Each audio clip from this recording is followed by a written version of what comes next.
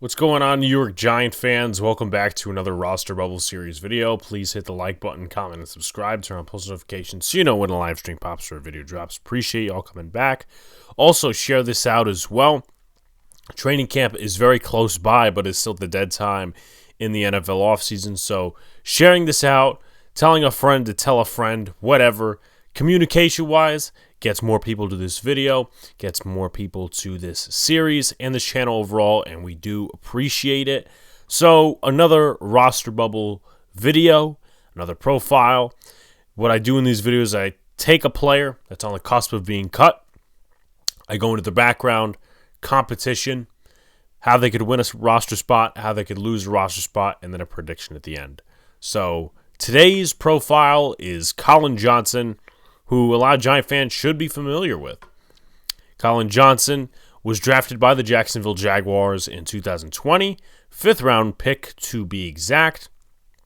And in his rookie season for the Jacksonville Jaguars, Johnson put up 18 receptions, 272 yards, and 2 touchdowns with a catch percentage of 58.1, no drops in a total of 14 games. He did not start any of them. So the next year, it's no longer Doug Marrone. I think they fired the GM as well. So Trent Baalke and Urban Meyer come in, and Johnson is released the following preseason. So he comes to the Giants. I believe the date was September 1st. The Giants pick him off waivers, and within probably 2 to 3 weeks, he's in the lineup right away due to wide receiver injuries. With the Giants in 2021 under Jason Garrett, Joe Judge, that whole regime, offensively and just overall regime, he put up 11 receptions, 105 yards in a total of 12 games. He started one game, which was the only game he started in his career to this point. To go back to the snap percentage numbers, 26% with Jacksonville in 2020 in 14 games, and 29% with the Giants in 2021 in a total of 12 games. And then in terms of drops, he's only had one drop in his career, and that was with the New York Football Giants in 2021. So you move into 2022, and not many Giant fans think this guy's going to make the roster until training camp hits, and you constantly see his name on Twitter and on the Giants training camp shows. Collin Johnson, Collin Johnson, Collin Johnson, all these different mentions of Collin Johnson because he's a favorite in camp. Always a favorite of Daniel Jones. You know, he's always getting those passes from Daniel Jones, Tyrod Taylor, and he's just showing out. And that actually went into the preseason game as well. That went into the game against the Patriots. That went into the game against the Bengals. In the preseason, 10 receptions, 123 yards, 1 fumble, 13 targets. So doing the math on that, that is a catch percentage of about 76.9, which is pretty solid. The 1 fumble came from the Patriots game when Johnson was running. Someone knocked it out, and it was recovered by the Pats. But I think still at that point, he would have made the roster because he came back the next week, caught a couple of more passes, and was still on the same track until he tore his Achilles and was declared out for the season, and that pretty much was that. Now, up to this point, here in 2023, he's been in minicamp, doing his thing, OTAs. It's kind of like he is on the same energy as he was last training camp and last preseason. Now, we'll see what happens in training camp. We'll see what happens this preseason. If he takes a step back, a step forward, which I wonder if there even is a step forward because Collin Johnson is the player he is. I mean, there's not much more of a ceiling you can go with at this point, and that's not even disrespecting him. It's just saying, you know, he's a solid 4 or 5 receiver, but in the preseason he can really shine.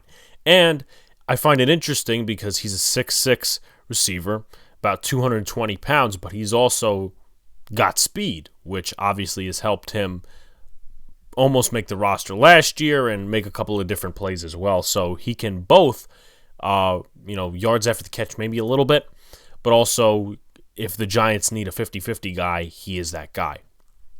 So competition-wise, Jeff Smith, Bryce Ford Wheaton, UDFA out of West Virginia. Jeff Smith signing from the New York Jets. David Sills, who's been here the last few years, a buddy of Daniel Jones, Makai Polk, Khalil Pimpleton, who was an undrafted free agent last year, I believe, out of Eastern or Central Michigan.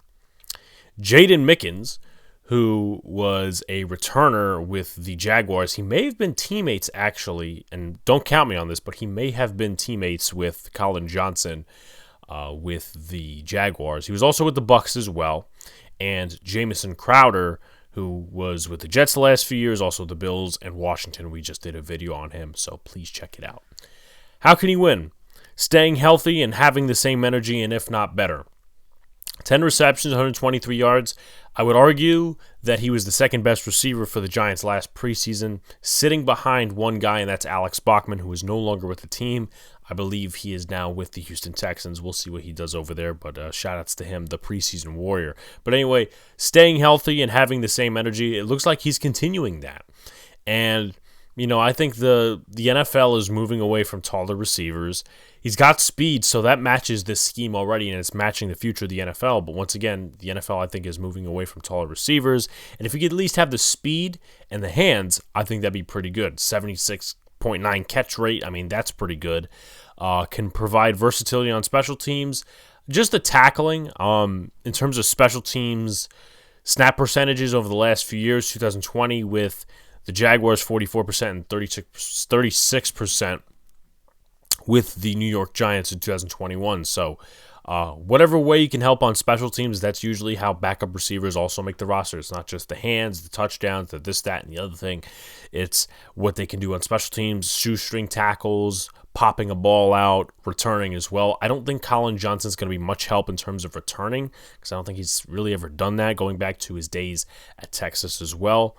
But versatility within the offense with the speed, and also if the Giants do want to do an occasional 50-50 ball, he's there for it, or he should be there for it if he wants to make the roster, stay healthy, and has the same energy as last preseason, if not better. How can he lose? Falls out of favor, drop passes, and fumbles. He's got to keep the hands on the ball a little bit better. He had a drop, I know, with the Giants in 2021. He also had an almost fumble against the Cowboys. And then last preseason, he had that fumble against the Patriots, which at that point I thought Colin Johnson is not going to make this roster because of that mistake. But, obviously he bettered himself the next game against the Bengals. We don't know if he actually would have made the roster. It was just my guess that he would have because of how well he was performing. But falling out of favor, I mean, they could choose speedier guys with shorter height.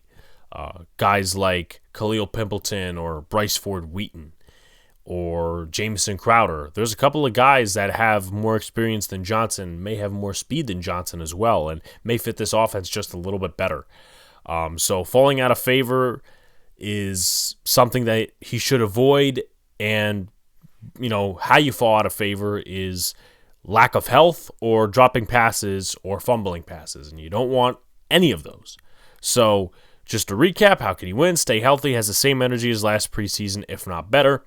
Provide versatility on special teams and within the offense. As I said, not many NFL teams like the taller receiver anymore. It's the shorter, speedier versions that come out of college. And obviously, Colin Johnson does have the speed. He doesn't have Tyreek Hill speed, but he does have solid speed.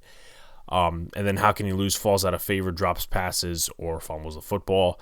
My prediction is that he does make the roster, the initial 53 at least, and afterwards they might be able to, move him in terms of like releasing him for a guy that might be better on the waiver wire. But I think he makes the initial 53 because I think the New York Giants want to give him a chance. If he's on the same streak coming out of minicamp as he was last preseason, I think Daniel Jones and Tyrod Taylor, they already have that rapport with him. I think he's going to have a ball, and I think he stacks up pretty well against the competition in the room. Like, comment, subscribe, turn on post notifications so you know when a live stream pops through your drops. Appreciate y'all coming back. Peace out, guys. See you later.